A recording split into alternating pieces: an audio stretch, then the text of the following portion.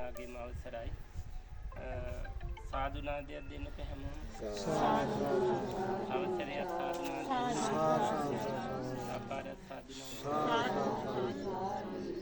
ඉතාමත්ම වටිනා වූ ඓතිහාසික වූ ස්ථානයක තමයි අපි මේ පැමිණලා තිබෙන්නේ ලෞතර බුදුරජාණන් වහන්සේගේ පාදයෙන් ස්පර්ශ ලැබපු අති උතුම් ස්ථානයේ ඔබ සියලු දෙනාම අපි හඳුනාගත් ආකාරයකට බුද්ධ චරිතයේ සඳහන් වන ආකාරයට ලෞතර බුදුරජාණන් වහන්සේ 9 වෙනි වස් කාලයේ ගත කරන ලද පරම පවිත්‍ර පූජනීය පාදත් ස්පර්ශයෙන් අතිශයින්ම පාරිශුද්ධත්වයට පත්වෙච්ච 9 වෙනි වස් කාලයේ ගත කරන ලද වස්ස ජනපදයේ අගනුවර වෙන කොසබෑ නුවර ගෝසිතාරාමයට අපි සියලු දෙනාම පැමිණලා තිබෙනවා. ලෞතර බුදුරජාණන් වහන්සේ කොසබෑ නුවර ගෝසිතාරාමයේ 9 වෙනි වස් කාලයේ ගත කරන ලද ආරාම සංකීර්ණයටයි ඔබ සියලු දෙනාම මේ පැමිණලා තියෙන්නේ. ඔබ ඉදිරියෙන් ওই දර්ශනය වෙන්නේ ලෞතර බුදුරජාණන් වහන්සේ 9 වෙනි වස් කාලයේ වැඩ සිටපු සුගන්ධ කුටිය. උන්වහන්සේ ওই සුගන්ධ කුටියේ තමයි ওই කාමරේ තමයි උන්වහන්සේ සැතපුනේ. ඉතින් එහෙනම් ඉතාමත්ම වටිනා වූ ස්ථානයකට අපි සියලු දෙනාම පැමිණියා. කොසබෑ නුවර ගෝසිතාරාමයේ කියනකොට අපේ අම්මලා තාත්තලා සියලු දෙනාටම සිහිපත් වෙන කාරණයක් තියෙනවා. කොසබෑ නුවර ගෝසිතාරාමයේ 9 වෙනි වස් කාලයට විතරක් නෙමෙයි. ලෞතර බුදුරජාණන් වහන්සේ මේ ස්ථානයට වැඩම කරනකොට භික්ෂූන් වහන්සේලා විශාල පිරිසක් මේ ස්ථානයේ වැඩ සිටිනවා. උන්වහන්සේලා දෙපිරිසකට බෙදිලා වාසය කරනවා. එකක් ධර්මදර භික්ෂූන් වහන්සේලා අනිත් එක විනයදර භික්ෂූන් වහන්සේලා. මේ ධර්මදර විනයදර භික්ෂූන් වහන්සේලා මේ ස්ථානයේ මේ ආරාම සංකීර්ණයේ වැඩ සිටින කාලයේදී උන්වහන්සේලා අතර මත ගැටුමක් ඇති වෙන්නට පටන් ගන්නවා. ඒ මත ගැටුම සංසිඳීමට තමයි බුදුන් වහන්සේ මේ ස්ථානයට වඩින්නේ. ඒ මත ගැටුම කෙබඳුද කියලා ඔබේ මතකය මම සිහිපත් කරන්නම්. ලෞතර බුදුරජාණන් වහන්සේ මේ ගෝසිතාරාමයට වඩින්නේ ඒ භික්ෂූන් වහන්සේලා දෙපරිස වෙන ධර්මදර විනයදර ස්වාමීන් වහන්සේලා. එයි මත ගැටුමක් ඇති වෙන්නේ. වැසිකිලි වාජනීක වතුර ස්වල්පයක් තිබ්බයි කියලා ධර්මදර භික්ෂූන් වහන්සේ නමක් පළමුව වැසිකිලිය පාවිච්චි කරන්නට යන අවස්ථාවක මේ සිදුවීම සිද්ධ වුණා කියලා විනයදර භික්ෂූන් වහන්සේලා විසින් ධර්මදර භික්ෂූන් වහන්සේලාට මේ බැනවැදීමක් සිද්ධ වෙනවා. ඒ බැනවැදීම සිද්ධ වුණාට පස්සේ තමයි මේ ගැටුම නිර්මාණය වෙන්නට ගන්නේ. එනිසා විනයෝ නාම ශාසනස් ආයු කියන විනය තමයි ශාසනයේ ආයුෂ.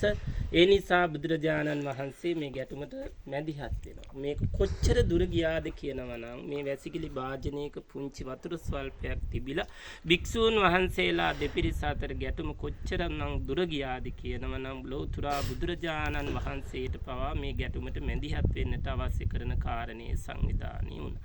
උන්වහන්සේලා විසින් බැනවැදීම ඒ වගේම උන්වහන්සේලා විසින් නොයිකුත් සරුප වචනයෙන් කතා කිරීම ආදී කටයුතු මේ ස්ථානයේදී සිද්ධ වෙලා තියෙනවා. ලෞතර බුදුරජාණන් වහන්සේ භික්ෂූන් වහන්සේලාගේ මේ ගැටුම සංසිඳවීම සඳහා මේ ස්ථානයට වැඩම කරා. මේ ස්ථානයට වැඩම කරලා භික්ෂූන් වහන්සේලාට සමග්ගා හෝතමා විවදත සමගිවන්න වාද විවාද කරගන්නේ භික්ෂූන් වහන්සේලා වන අපි සියලු දෙනාම අපසන්නානං වා පසාදාය පසන්නානං වා බීයෝ භාවාය පැහැදුණු අයගේ පැහැදීම වැඩි වෙන්නත් නොපැහැදුණු අයගේ පැහැදීම වර්ධනය වීම පිණිසත් අපි කටයුතු කළ යුතුමයි කියන කාරණේ බුදුන් වහන්සේ විසින් භික්ෂූන් වහන්සේලාට පැහැදිලි කරනවා. ඒ විට භික්ෂූන් වහන්සේලා විසින් ඒ අවස්ථාවේදී මදකට රණ්ඩුව සංසිඳුණාට නැවතත් බුදුන් වහන්සේ මේ ස්ථානයේ නගරයට වැඩම කරාට පස්සේ නිබද්ද චාරිකාවේ දෙනවනේ මගේ බුදු පියාණන් වහන්සේ උදේසන මහා කරුණා සමාපත්තියට සමවැදිලා උන්වහන්සේ නිබද්ද චාරිකාවේද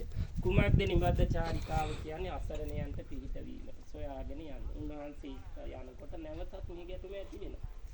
මේ ගැටුම නැවතත් ඇති වෙනකොට මේක සංසිඳවන්නට හැකියාවක් නැති නිසා බුදුන් වහන්සේට වෙනවා මේ පිරිසින් පරිබාහිරව කටයුතු කරන්න. ඒ නිසා බුදුරජාණන් වහන්සේ මොකද කරන්නේ? මේක ඊටාම නුදුරෙන් තියෙන ළඟින් තියෙන පාරිලෙය්‍ය වනයේට වැඩිනවා. මම නැති දුක දැනෙන දවසක මේ අයට තේරෙවි මේ ගෝසාකාරී භික්ෂූන් වහන්සේලා ළඟ මම ඉන්නවට වඩා හොඳයි හුදකලා වනයේකට ගිහින් මම වාසය කරනවායි කියන එක බුදුන් වහන්සේ සිහිපත් කරමින් බුදුන් වහන්සේ 10 වෙනි වස් කාලයේ ගත කිරීම සඳහා පාරිලෙය්‍ය වනයේට වැඩම කරා.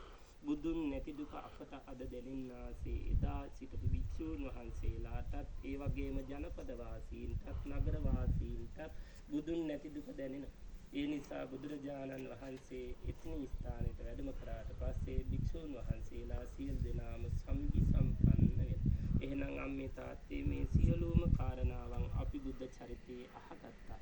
ඒ වගේම ස්වාමීන් වහන්සේලාගේ ධර්ම දේශනාවලින් ශ්‍රවණය කරලා දැනගත්තා. ඒ වුණාට එදා පන්ති කාමරයේදී බුද්ධ ධර්මයේ උගන්වන ගුරු භවතා විසින් ගෝසිතාරාමේ ධර්මදර විනීදර භික්ෂූන් වහන්සේලාගේ ගැටලුව පිළිබඳව අපට පැහැදිලි කරාට ඒ ආරාමයේ ඇස් දෙකෙන් අපි කවුරුවත් දැක්කේ නැහැ. එහෙනම් ඔබ වාග්යවන්ත පිරිසක්, පින්වන්ත පිරිසක් අප සමග අත්වැල් බැඳගෙන විශේෂයෙන් ගුඩ්විල් ටුවර්ස් ආයතනයේ සමග අත්වැල් බැඳගෙන ඔබ පින්වන්ත වුණා.